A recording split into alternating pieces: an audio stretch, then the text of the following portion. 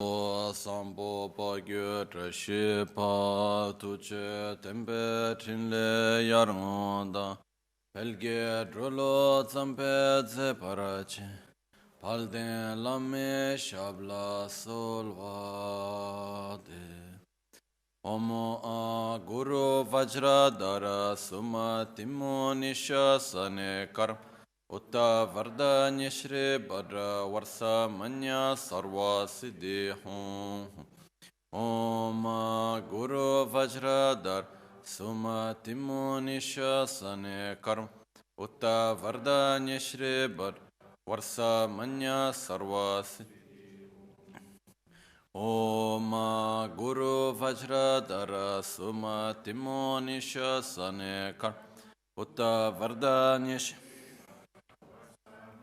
Sarva Siddhi Hum Hum Om Guru Vajra Dara Suma Timo Nisha Sane Manya Sarva Siddhi Hum Hum Om Guru Vajradar Sumatimo Nishasane Kar Nishri Badra Varsa Manya Sarva Siddhi Hum Om Guru Vajradar Sumatimo Nishasane Shri Badra Varsa Manya Sarva Siddhi Hum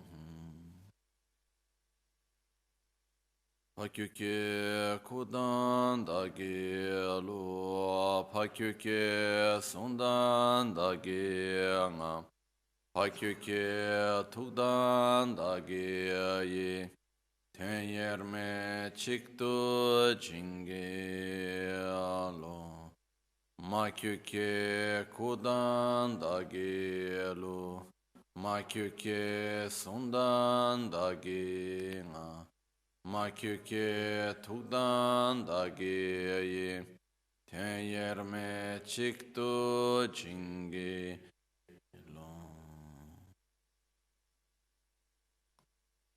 Om Muni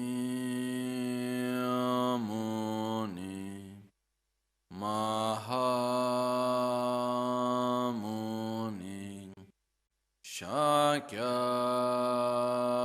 Shakyamuni Swaha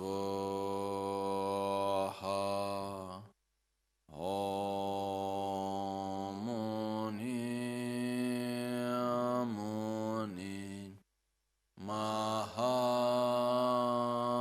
Mahamuni Shakyamuni Swaha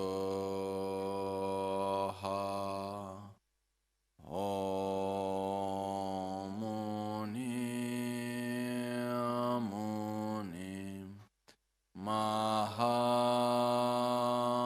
Mahamuni Shakyamuni Swaha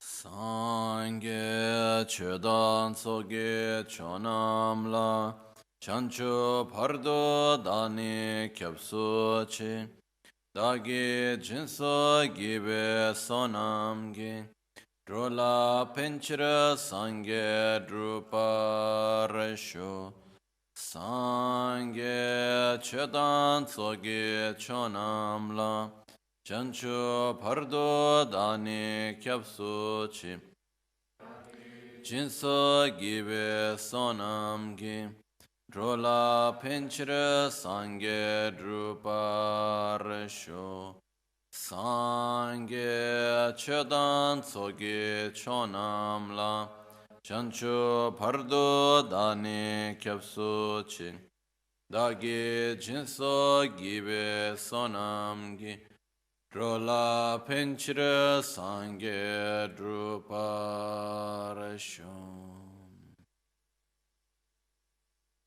In the Buddha, Dharma and Sangha, I take refuge unto enlightenment. through the practice of generosity and the other perfections, may I attain Buddhahood for the benefit of all sentient beings. So, yesterday, we were looking at the part which is called training in the conventional awakening mind, conventional bodhicitta, which is to develop love and compassion towards others. And we saw a few very important things. The first base that we all have towards our own selves love and compassion, which means we all have this very strong urge to be happy and not to suffer. The wish to be happy is a form of love. The wish not to suffer is a form of compassion. So we do have this towards ourselves, naturally, all of us. So we are not saying at any moment that we need to eliminate this.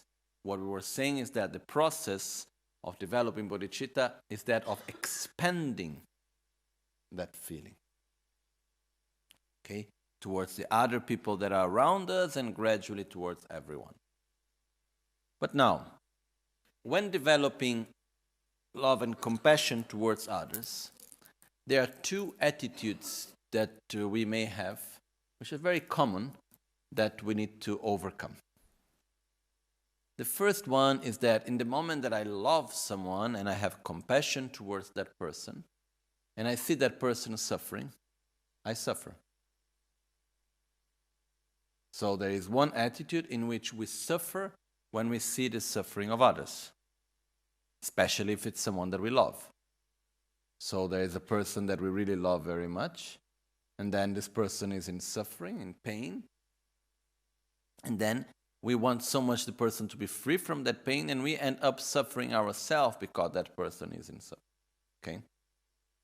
So this makes us sometimes to get away from someone that we love, because it's true that I love the person, it's true that I have compassion of the person, but I also love myself, I also have compassion of myself, I don't want to suffer also myself, and that's stronger than the love and the compassion towards the other. And in the moment that I am not able to do much and I am suffering in front of the suffering of the other, I have the tendency to make distance. Okay? So this is one way that we need to overcome. This is very common. It's a very common reaction in which we end up suffering for the suffering of others. And even we may ask, but how can I be compassionate and not to suffer from the suffering of others? Okay? This is one thing that we need to overcome.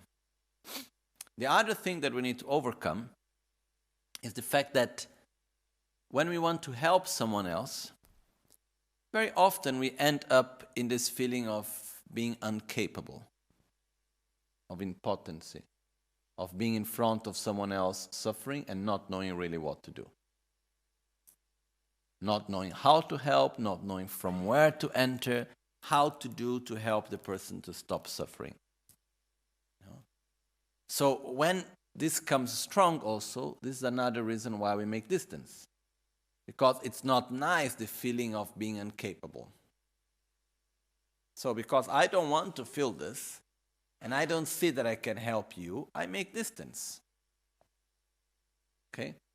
I see this very often, for example, with people when walking in the road and there is someone very poor asking for something and so on. Very often, we may have the tendency to create a sort of indifference, not based on the fact that we would not like to help, but based on the fact that we feel incapable to help somehow. And based on the fact that we feel hurt by seeing the suffering of others. Okay? So these two attitudes, which are a result of a common form of compassion, when we start developing compassion and love towards others, it's common that we may feel suffering because of seeing the suffering of others, and we may feel suffering because we don't see the way how to help others. Okay, we feel incapable of helping others. So these are two things that we need to overcome that I'd like just to talk a little bit about it. So, from the two attitudes that we have just said, we start with the second one, which is the one of feeling incapable to help others. Okay? truly speaking, how easy or how difficult is to help others? It's quite difficult, right? Depending on what level also. We can help someone materially. As long as we have something materially, it's easy. It's a matter of sharing what we have. It's very noble, but it's more easy. Then we can help someone physically. That's also not so difficult, you know. Someone is sick, someone is tired. We can help someone physically also. But then comes the most difficult form of help. How to help others to help themselves. Because no one is able to put patience inside someone and to put love and compassion and so on and so on. So the only thing we can do is interact with the other person in order to try to help the person to develop the qualities and change his behavior and attitude and so on. And it's really quite frustrating, actually. Yeah? Because, how to say, very often we want to help so much the other person, but we are not able to speak his or her language. We try, we say, we see the thing, we see the picture clear, and then we try to get there, and then we don't know how to. We don't know how to enter the person's mind.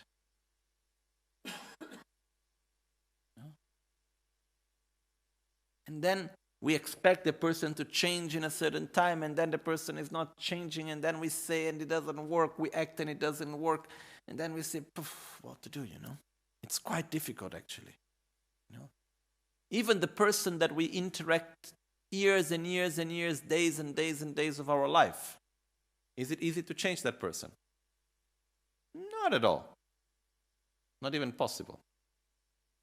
We cannot change anyone. The only thing we can do is to interact with the other person. And through our interaction, the person can change him or herself. That's the only way. You know, even if a Buddha would come right now here, all the Buddhas together in front of a person, what can all the Buddhas do? Interact. Nothing more, nothing less. But what's the main difference? The Buddhas have the wisdom to understand which is the best way of interaction. We can help better those that are more similar to us. Those that have the same mentality, think in the same way, come from the same background, you know. Those that we look and we can understand more or less their mentality and their way of being, and they have had similar experiences. Because our tendency is what? When we look to others, we judge others through ourselves. So we can only help those that are more similar to us somehow. And even that is quite limited. Okay? One important thing here is we need to remember that love and compassion have a limit. And the limit of love and compassion must be respected.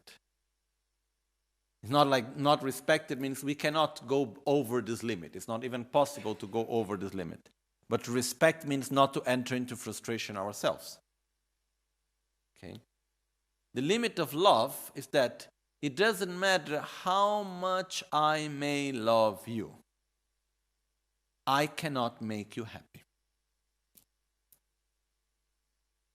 That's a limit that love has. It doesn't matter how much I love you, I cannot make you happy. I can interact with you in a way that you can make yourself happy. But I cannot make you happy. It doesn't matter how much compassion I have of you, how much I wish you not to suffer, I cannot eliminate your suffering. I can interact with you, and through my interaction, you can eliminate your own suffering. Okay? There is a Tibetan saying, which we call Döba Truma, is to survey desire. Döba Truma, to survey desire. I think survey is the right word in English, like when you look around and you're always checking, you know, like the survey. So what does it mean to survey desire? It means to try to satisfy each and every desire that appears. Okay? That's what very often you see parents doing with children. They are there surveying the desires of their own children, and whatever appears, they must find a way to satisfy it. And then sometimes we survey our own desires, or we survey the desire of the wife or the husband or the friend, and so on and so on. And sometimes you see people entering into this frustration and say, with everything that I did for you, you are still not happy, you know. You got everything, I did everything you wanted, and you are still not happy.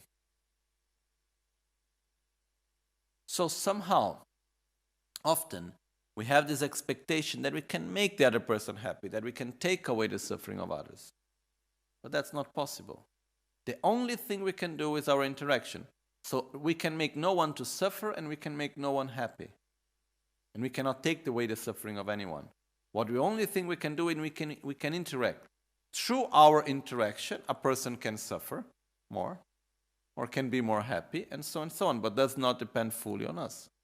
So, it's important to remember this limit that love has, and this limit that compassion has. Okay? So the only thing that we can do is interact. Nothing more, nothing less. What is our limitation? Our own ignorance. And we don't know really what's the best way of interaction with others. Especially, how can I help someone to eliminate his or her anger if I myself am constantly angry?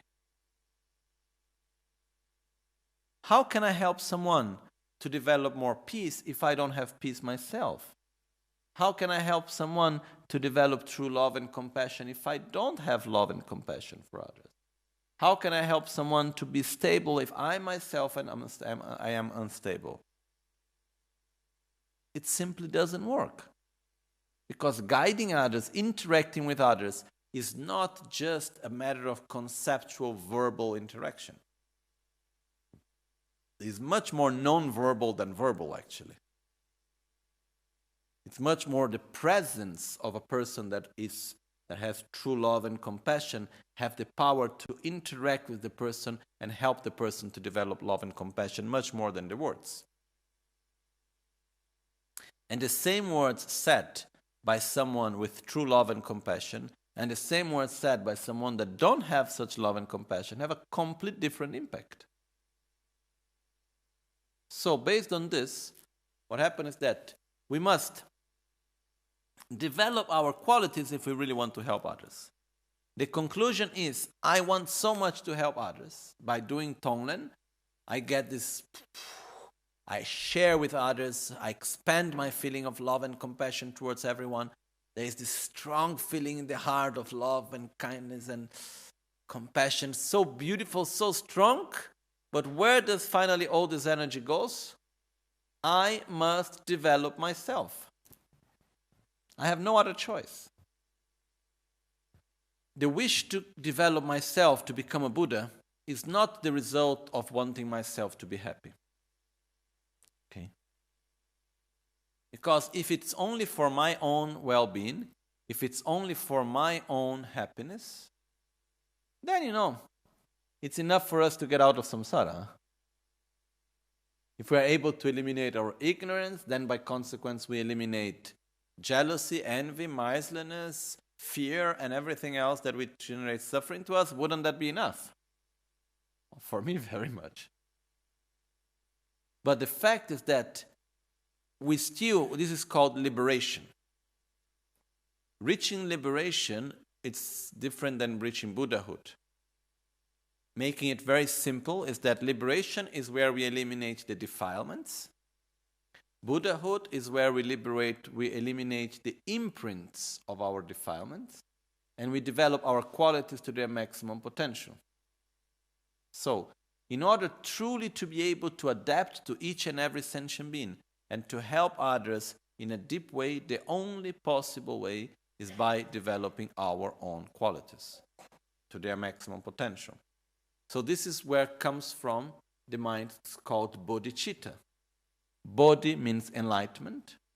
Citta means mind, the mind of enlightenment. It's the mind that out of love and compassion towards others have this deep and strong intention to develop one's own qualities at their maximum potential to become a Buddha in order to help others. It's not the other way around. I want to become a Buddha because I don't want to suffer, and once I am a Buddha, in order not to get bored, I will help others. That's not the concept, you know. The concept is, I want to help others, and I have no other choice other than becoming a Buddha myself. Okay? So this is the process that we go through. This is the way how we develop this strong intention of liberation, of reaching Buddhahood.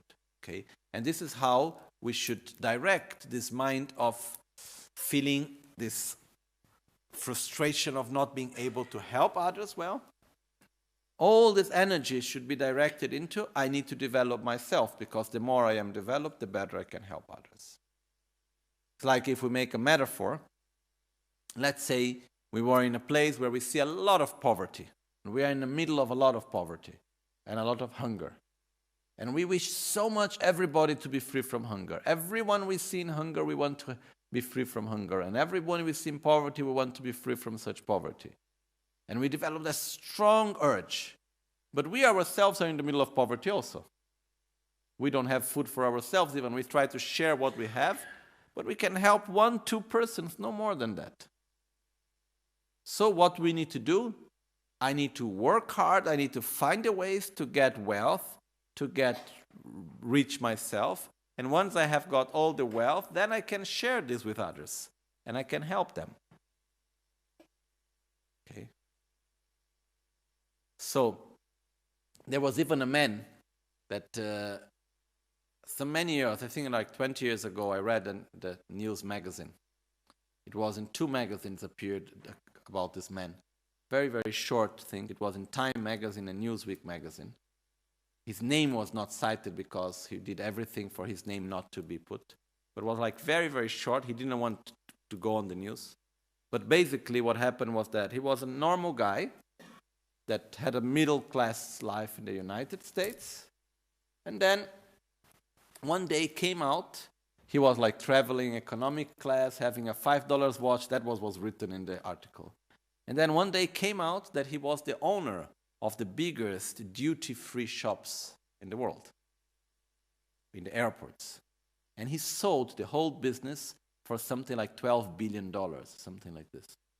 And he took all the money without keeping 1 cent, and he put on a charity that he creates to help others.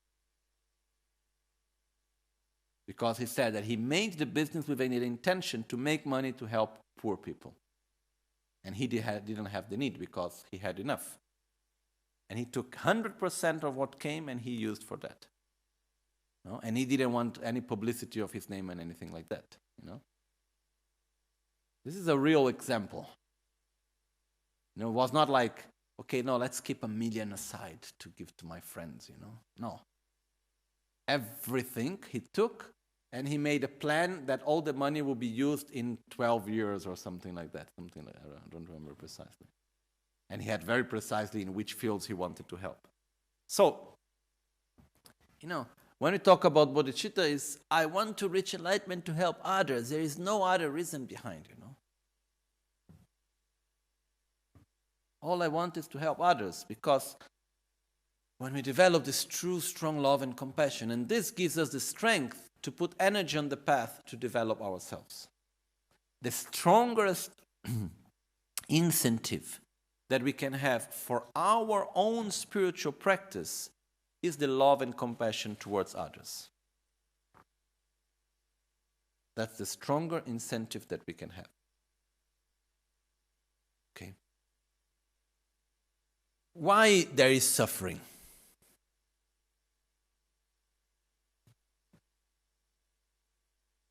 Basically, we suffer because we or anyone suffers because causes and conditions are created for such. You know? We act at a certain point of our life, we make our own karma, we create our own causes. Then at a certain point, we react in another way, and then out of that we create conditions. And then our karma ripens, and then we manifest as suffering. And then we manifest with our own ignorance and selfishness and so on. So why do we suffer? Because of our karma, together with our defilements. That's why we suffer. Okay? So, when we look at the suffering of someone else, and we ask ourselves, why is that person suffering? But the other person is suffering because the person created causes, encountered conditions, and because of the other person's defilements and actions, basically. Okay? So once we are aware of the interdependence in which the other person, in which we all live, and we respect, we have humbleness towards this interdependence, and we understand it and we deeply respect it, we don't need to suffer anymore for the suffering of others. Because there is no more such a thing as, oh, this should not be like this. Or this is unjust because it cannot be like this. Things are what they are. It's like if we would talk from a monotheistic point of view, we could say, why is things like this? Because God wished so. I'm the worst person to talk about monotheistic views, but from what I saw, it's like normally what would be the answer? Because that's God's wishes. And who are you, who am I, to judge God's wishes? If we look from a Buddhist perspective, we would say, why are things as they are? Because causes and conditions were created for them to be in this way. And I have no enough knowledge and awareness to see all the variables and understand why and how things are like this. The only thing I know is that things are as they are because causes and conditions were created for such. And if I deeply wish for it to be different, then I need to interact in order to create cause and conditions for it to be different. Suffering is suffering, and suffering as suffering must be eliminated. It doesn't matter from whom and how. But sometimes we have this attitude which is like this. Let's just take two stupid examples. One person is walking on the road, and then suddenly a vase falls on his head because someone is nervous and angry, throws the vase out of the window, and then it falls on the head of someone, and then he hurts his head. Okay? And you say, oh, poor guy, he didn't do anything to anyone. He's such a good person, and there he is with his head completely hurt and so on. And the other one, he was completely nervous and angry, and then he hit his own head on the wall. To the one that hit his head on the wall, we may say, you wanted it, There you were. You wished for it. Now take it, Like you asked for the bicycle, now you should pedal, no? Like, that's on your hand. But suffering is suffering. And on both cases, why did it happen? Because causes and conditions were created for such. So the more we are aware of the law of cause and effect, the more we are aware of the interdependence of phenomena, and the more we respect it, the less we suffer in front of the suffering of others. Instead of suffering, we put our energy in the solution instead of just staying there crying for what is happening, Because we are aware that what is there is the result of the causes and conditions that were created. Full stop. But I can interact by making new causes and conditions. And I have deep humility and respect to interdependence itself. Okay? So, in few words, the more I have wisdom, the less I suffer in front of the suffering of others. If I have compassion without wisdom, it creates frustrations. So compassion without wisdom makes frustration. Also love without wisdom makes frustration. So we always need to develop, together with love and compassion, we must develop wisdom. And that's the next step that we'll go through. Okay? So, Before we start the next part of wisdom, let's just read once again the text regarding relative bodhicitta. Lelen tamche chikla da kuin la katen chewa gon ton le nibo pel marjan lembe koren rane sa tenye lon la kyumbra cha yusun tusum geza sun jege menga dor de patela tremba kurwechil sholom kun to tsik ki jang. Banish the one to blame for everything. Meditate on the great kindness of all beings. Practice a combination of giving and taking. Giving and taking should be practiced alternately, and you should begin by taking from yourself. This too should be made to ride on the breath. Concerning the three objects, three poisons, and three virtues, the instruction to be followed, in short, is to be mindful of the practice in general by taking these words to heart at all activities. A very nice thing is when we first read these verses, they're very difficult to understand. After going through the commentary, they make a lot of sense, no? So for me, this is very special. Now let's go to the next part. Training in the ultimate awakening mind, training in absolute bodhicitta, training in wisdom. The verse says, Tempa tomne sawa ten chunam mi lam tabur samma ge rikpe shila che nyembo nige ransar chul. Lam gi ngowo kunshi ngala sha tunzam ki gyume kibur cham. When stability has been attained, impart the secret teaching. Consider all phenomena as dreams. Examine the nature of unborn awareness. The remedy itself is released in its own place. Place the essence of the path on the nature of the basis of all. In the period between sessions, be a creator of illusions. Okay, now let's go verse by verse, and we will slowly see the meaning of this. First line. When stability has been attained, impart the secret teachings. As you should remember, the original version of this text, of the root text, gives first wisdom, then love and compassion. Okay? And if we read the text, if we follow the training in that original order, when we say here, when stability has been attained, stability refers to the preliminaries. Okay?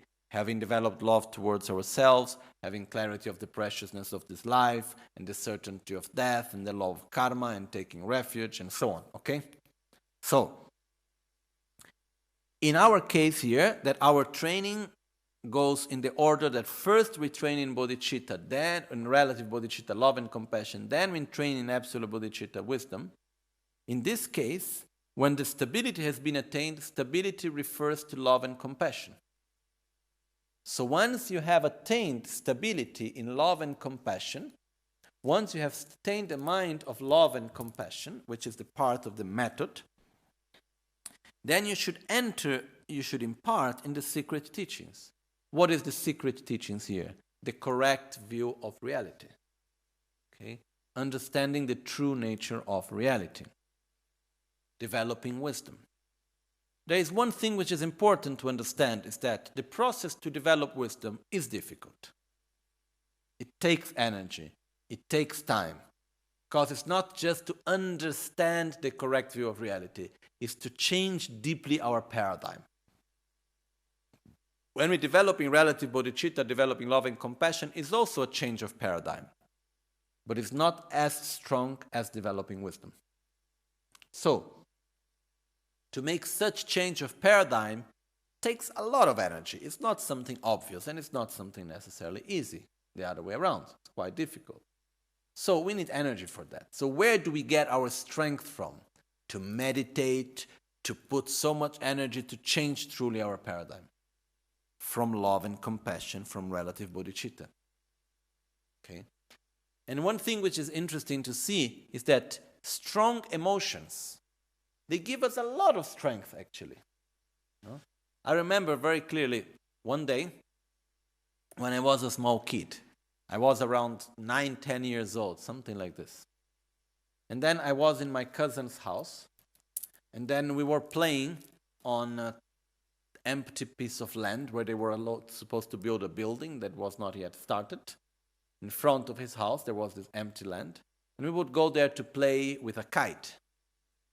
And then the kite went very, very, very, very far. And then we could almost not see it anymore, remember? And then we were quite lazy to take it back. So anyhow, we stayed there until very long, very late. And then when we were going out, what happened is that the gate of this piece of land was closed. It was a small wooden gate, but the gate was closed. And inside, there were many dogs, like without owners. How do you call this in English? Tirandage. Strain dogs. There were many strain dogs, like 15 maybe. And they start barking and, how do you call it? Like, I don't know how to say that in English. Growling and growling to us. So there I was in front of all these dogs, me and my cousin. I got quite afraid. Okay. Then I didn't know what to do really. So I saw a big stone in front of me. I took the big stone, I raised above my shoulders, and I threw the stone. And then the stone fell on the floor, made a big noise, and the dogs ran away. Then, okay, we find a place where to jump from the wall, and then we went home. Next day, we went back to that piece of land to play again. And then I saw the same stone. And just for fun, I took the stone and I wanted to throw it again. But I could not raise it above my knees. Where the day before, I raised the same stone above my shoulders. And that moment, I understood the power of emotions. Because of fear, I had the double of my strength physically. But the same thing happens with attachment. The same thing happens with anger. The same thing happens also with love and also with compassion. When there is a real strong emotion, it gives us 10 times the strength that we have in our body even. We are able to do the most amazing things. So in the same way, what gives us the strength truly to meditate and to put energy into developing wisdom and changing our paradigm and really put energy in our path? Love and compassion. That's where our energy is coming from. That's why it is said, when stability is attained, has been attained, then you should impart the secret teachings. Then that's the moment in which we should put energy on that, because it is not easy truly to develop correct view of reality, deeply, to realize emptiness. So what gives us that strength? Love and compassion, more than anything else. Okay? Well, now we go to the rest. So, let's start from the first line, second line. Chuna milam tabursam. Consider all phenomena as dreams. There are some very simple things here that we need to take into consideration. Every word here has its own importance. It's not saying consider all phenomena that are dreams, or see all phenomena that are actual dreams. What it's saying here, consider all phenomena as dreams. All phenomena have something similar to a dream. Phenomena are not a dream. They have something similar to a dream. Okay? So this first line, we could actually make different metaphors here, different examples. Tibetan we call Pedun Jarwa, making the example and the meaning. Once we understand well the example, this will help us to understand the meaning. So we have the following examples. A dream, a mirage, the reflection, the image of the face in the mirror, the reflection of the moon in a lake, and an illusion, okay, made by a magician, an illusionist, okay? So we start with the dream.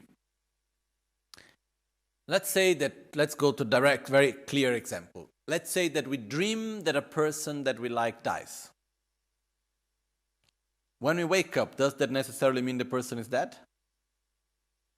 No. Hopefully not. Most of the times not, right? Have we ever dreamed someone died? I think so, no? But what happens is that then we wake up and then the person is there. Even in many traditions, from Tibetan tradition to many other, like in Italy also, it is said that when you dream someone dies, it means long life for the person that you dreamt of. Okay? But the point here is the following. The death of the person in the dream, did it happen? In the dream? Yes. Does this mean that the actual person have died? No. So, the death within the dream exists as an appearance of the dream. But this doesn't mean that it exists in the actual facts outside of the dream. Okay? So the dream has an illusory aspect because what we see in the dream, we are not aware that it's simply a dream. And we think that it's an actual fact. Okay? So what is the aspect of the dream? The dream appears differently from what it is. We see something in a dream. We are not aware that it is just a dream. So we think that that's actually what is happening. Okay? Next example, a mirage. What is a mirage? We are walking in the middle of the desert. The sun is very hot. The effect of the hot sun on the sand make this effect on the hot air that it looks like water. So it appears as water. Is there actual water? No. So what is the mirage? It's an illusion, where it appears as if there would be water, but where actually there is no water. So again, there is an illusory aspect in the mirage. The appearance of water does exist, but water does not. Okay? Next example. When we look at the mirror, this is the one I like the most. When we look at the mirror, what do we see without analyzing? In the morning we go in the mirror, we wake up, there we are still dizzy because of our sleeping, we are still half asleep yet. We look in the mirror and then we say, oh, there is something black in the reflection of my face in the mirror. Do we say that? No. What do we say? Oh, look at my face. There is something strange there. Right? Or, oh, look how beautiful I am. I don't know, whatever you think. I know each one can have their own stuff. Okay? So, what happens is that when we look at the mirror, what do we see truly? Do we see our face? No. It's actually quite shocking when we understand for the first time that none of us have ever seen our own face. Unless we were able to go out of our body and look to us, which I don't even know how could it be, but still. None of us have ever seen our own face. The only thing that we have seen is the reflection of our face in a mirror or a picture of ourselves or a video of ourselves. But we have never seen truly our face. So when we look in the mirror, what we see? The reflection of our face. How does it appear to us as our face? So what is the illusory aspect here?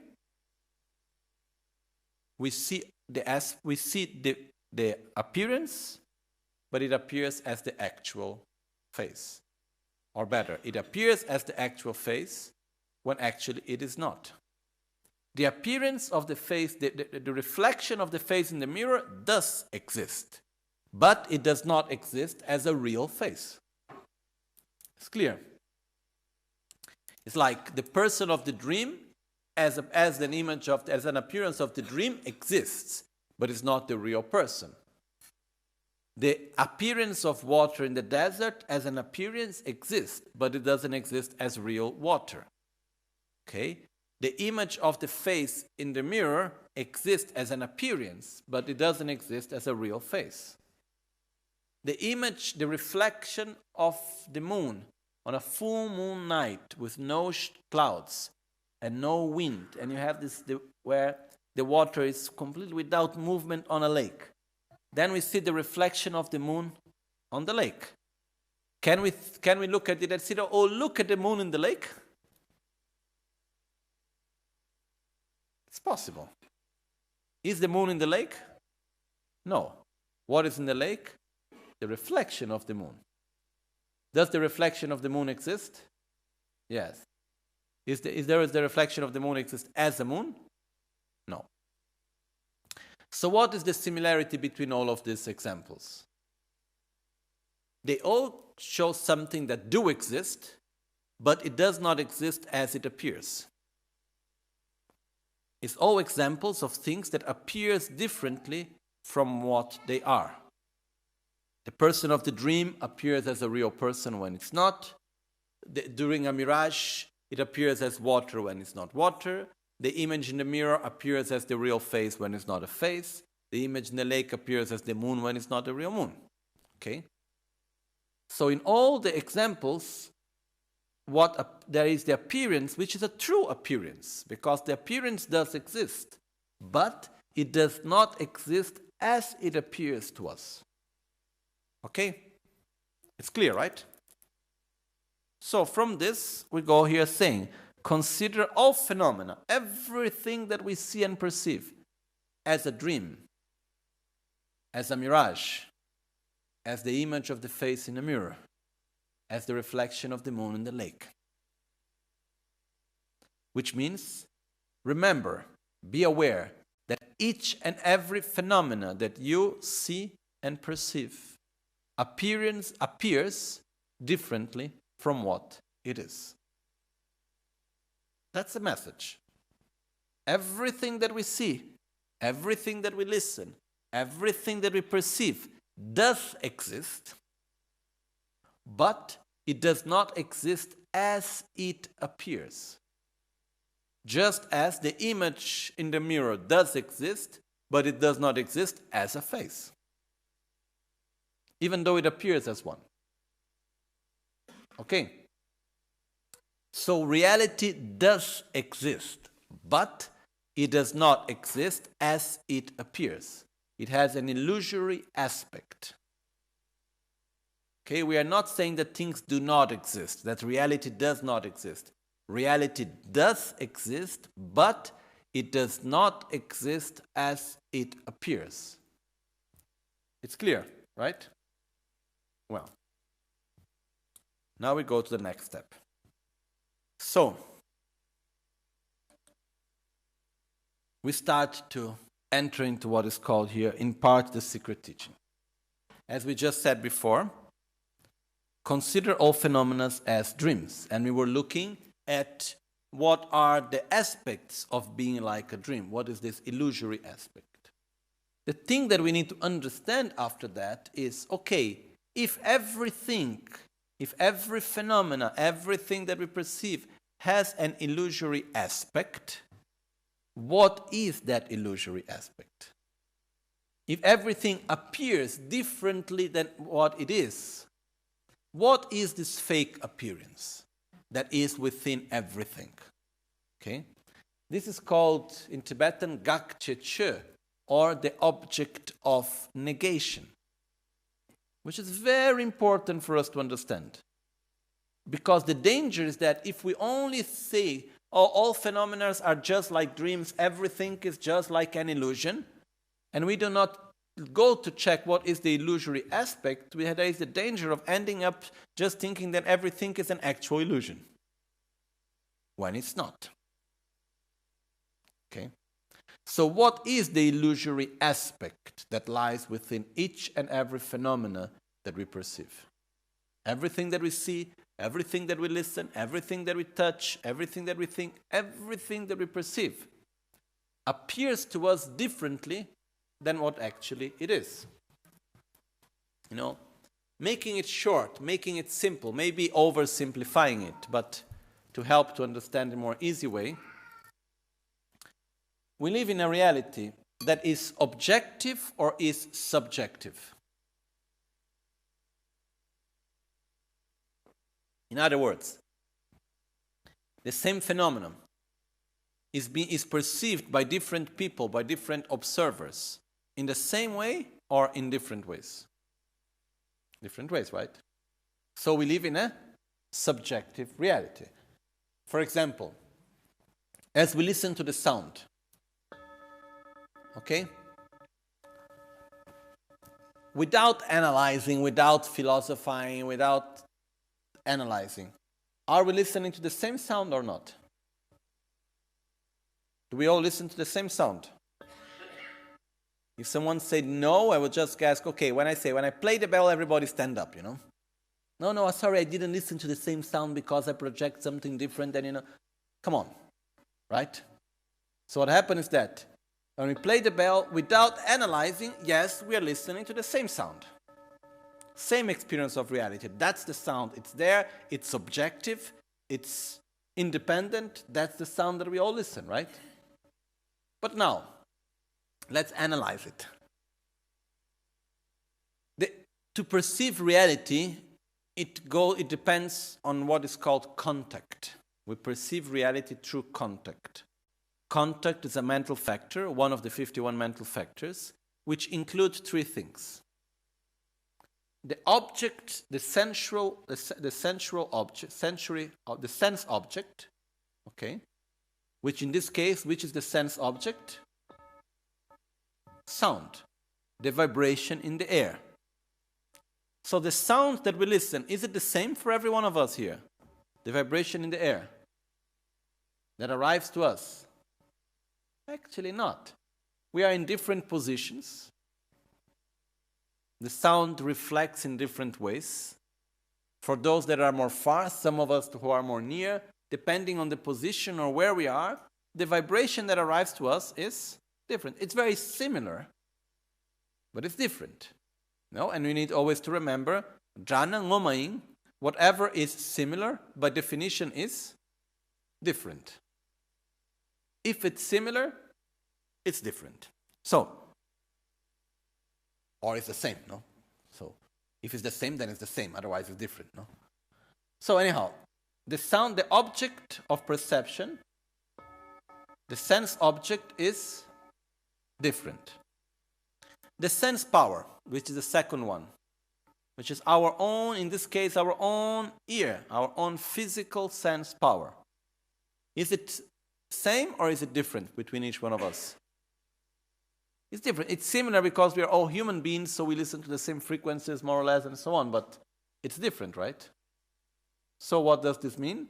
That the object is different, the sense power is different. The third part, which is important to create reality, the sense consciousness, which is the part of our brain that actually goes there and puts that sound together with the sense power together and makes sense out of it. Okay? Do we have the same cognitive aspect? Do we have the same ear sense consciousness? Is it the same or is it different? It's different. On top of that, of our perception, together with contact, we should add discrimination or discernment, which is the value that we attribute to that sound that we listen. Is it beautiful? Is it not beautiful? Is it loud? Is it not loud? What does it mean? Which emotions it brings to me? Which memory it awakens? And so on. Do we attribute the same meaning and the same value to the same sound or not? Not at all. So basically, the experience of so simple experience just as playing the bell. Each one of us that are here, are we having the same exact experience? No. Each one of us listen differently. Each one of us experience something differently. The object itself is different. So what does that mean? That it does not exist in an autonomous, independent way. It exists differently from each one of us that is here. Okay? So, but when we listen to the sound, are we aware that it appears differently for each one of us, or we just think there is one sound and we all listen to it? One sound and we all listen to it, right? So it appears to us as if it was objective, when actually it is subjective. And like this is for everything else. When we are in front of an object of anger, how does it appear to us? Oh, look at that person. oh yes, it comes, this is what is the appearance, but I project this and that and so on. So because of that, I see that person as an object of anger. Is that what we think? Or the person is an object of anger and there is no discussion about it. And if you come to me saying that it's not an object of anger, you become an object of anger also. When we have an object of desire, why do I want that? Because I attribute that value to that object based on my previous experiences and the culture in which I grew and the expectations which I had. And because of all of this, I project into that object. And because I am in a very unsatisfied moment in my life, so I project upon that my own happiness, when actually it will not be able to satisfy it, but I project upon it. Or simply it will make me happy and I need it, I want it. And I cannot live without it. How do we act normally?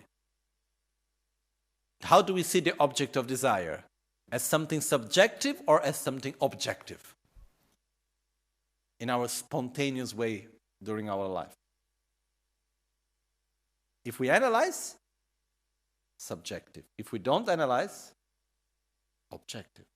So it appears as being objective. Then if we analyze, oh yeah, actually it's not. It's just like the face in the mirror. It appears as my face. If we never ask, we say, that's my face. If we analyze, we say, oh, actually that's not my face. It appears as my face, but it is not. It's just a reflection. Reality does exist, but it does not exist independently of the observer. The external reality does exist, but it does not exist independently of internal reality. So, in short, making it short, what is the illusory aspect? That reality appears to us as if it would be objective, when actually it is subjective. Reality, everything that we see, appears to us as if it would be objective, independent, autonomous, inherently existent, absolute, ultimate, when actually it is conventional, it is relative, it is subjective, it is interdependent. Okay, is this clear? So what we say, consider all phenomena just as a dream. It means remember that everything that we see, everything that we perceive appears differently than what it is. Remember that everything that you see is a reflection of your own self. We are not able to see and perceive anything without the glasses, without the lenses of our own mind, of our own projections, of our own expectations, of our own emotions, of our own memories and everything else, of ourself, of our body even. Because we perceive reality through our senses. It's like what happens if we have fever, and because of fever our skin becomes oversensitive. Something small touches and say, stop doing that, Or there are moments in which we are more sensitive, a small sound already starts to bother us. We experience reality through our senses and through our mind. And inevitably we will do in that way. So, it must be very clear that everything that we see, when I look at you, yes, I see you, but as I see you, you are a reflection of myself. It's like, we need to remember that we all wear glasses. And some of us, the glass is pink, the other one, the glass is green, the other one, the glass is red or whatever, And then we see reality according to our own mind, to our own filter. But one thing, just to make it clear, maybe it makes a little bit more confusion, but day after tomorrow we'll go more, or tomorrow or the day after tomorrow we'll go in more details about it. It's not that there is one reality that each one of us sees differently. is not that there is one sound and each one of us perceive it differently. There are infinite individual realities that put together makes the reality. Okay? It's important to remember. It's not that each one of us perceive in our own way, but there is one autonomous, independent reality. Reality only exists through the interdependence between observer and object of perception.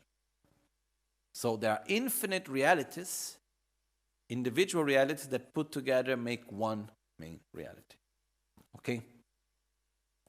What's the reason why we need to go through this? One of the reasons. We'll see more about this the next days, but it's because we see reality as being objective. We see ourselves as existing objectively, as existing independently of everything else. This is the main root cause of our own selfishness. We do not understand how we are connected to everything and everything connected to us. Panchen Rinpoche explains here in the commentary, he says, what would you say to a person that, he makes the example like this. He says, if the foot gets hurt, is the hand going to help the foot or not? Yes. Why? Because if the infection goes on the foot, it goes on the bloodstream, it goes on the body, and finally it affects the hand. Right? So because the hand is healthy and is good, it doesn't mean that it's not being affected by the foot that is hurt, or vice versa. Right? Why? Because they are connected. Similar to that. Why? Because they are all part of a whole. And when one part is not well, the whole becomes not well. We are all part of the same society. We are all part of the same reality. And when one of us is not well, it automatically brings the result to everyone else. So we cannot expect that we can just be happy by ourselves without taking care of others. We're all interdependent. It's a complete illusion, the idea that I can be happy without caring for the happiness of others. That's actually an illusion. So, it's like, we can see this very clearly in society nowadays, no? We can see very clear that it is actually an illusion that a country can live in a lot of richness and well-being on the cost of the suffering and poorness of other countries. The effects come back. It's not reasonable, it's not truthful to see that. We are all interdependent, one to the other. So we must respect each other as part of the same whole. Okay? And the fact that we see reality as being independent of everything else, the fact that we see phenomena as if they were existing independently, objectively, this creates in us this division. And actually from this appearance and grasping at this appearance of being objective, we end up creating dependence. We end up thinking, for me to be happy, I need this. I should avoid that. And from that comes attachment, and from that comes anger and everything else. So the root of all our suffering is the grasping at objective reality, or better, the root of all our suffering is the grasping of objective reality that actually is subjective. Okay? It's the grasping of inherent existence of something that actually is interdependent. It does not have such inherent existence. Okay? We will go more on this the next days, okay? But this is just to have a good conclusion on this. It's very auspicious that we go through this in the last day of this year, which is also an imputation, the last day of a year, beginning, last day, second day, third day, fourth day. That's all an imputation of a concept and a convention that we have. Anyhow, that's why it's interesting. In Tibetan calendar, we have so many New Years, actually. It's like You have the new year according to the Kalachakra system, which starts in the 3rd month. Then you have the conventional normal new year, which starts on the 1st month. Then you have the Chinese New Year, which starts on the 11th month. And they're all taken into consideration. Then you have the New Year of the, farmers, which is on the 11th month. Why? Because in the normal New Year time, the farmers, they could not make party because they need to serve the kings and the noble people. So because during the normal New Year time, they need to go there, need to serve the noble people, what they do, they make 1 month before. So they have their own New Year 1 month before. Okay, which coincides more or less with the Chinese New Year. Anyhow, it's just a convention. But within a convention of something that ends and something that starts, let's hope that we can end seeing things as being inherently existent and start seeing them just as a dream. Okay?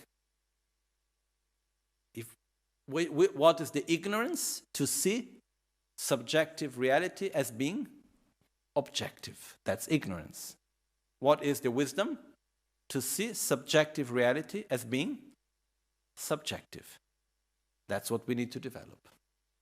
Okay? Jetsun lame kutse rapten chi namkar tinle chochur gepadang losan tempe drume sasumgi drove munsel tautu negyurchi nimo delle tsendele Nime kuyan delekşin, ninsen takto delekpe, koncho sumke chingelo, koncho sumke ngor, trashisho. At dawn or dusk, at night or midday, may the 3 jewels grant us their blessings. May they help us to achieve all realizations and sprinkle the path of our lives with various signs of auspiciousness. Oma hun temba lame sangye rimbo chekyoba lame tamcho rimbo drimba lame gendurim kyamne kuncho sumla chopa bu.